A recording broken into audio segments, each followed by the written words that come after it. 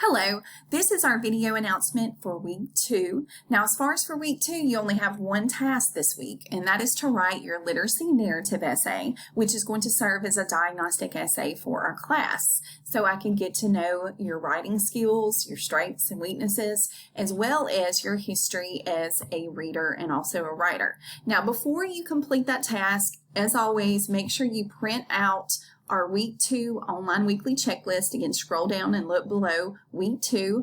All these other modules, I mentioned them in more detail in some other videos. I wanted to kind of make sure you saw those videos. Before you write your literacy narrative, make sure you look below module 5.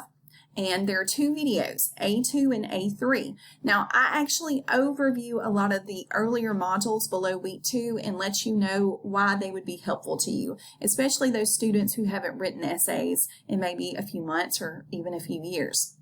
Also, you need to print out or save this literacy narrative overview. It's a handout that explains the assignment in detail, but definitely watch these 2 videos. They're essentially lectures, the same lectures that I give to my in-class students. So watch these assignments before you submit your essay. Now, when you submit your essay, you're going to do that underneath Module 5, letter D. Now, when you click on this assignment drop box, it does have more instructions, but they're the same instructions that I offer you in other places, but it just reviews that you understand the instructions for the literacy narrative.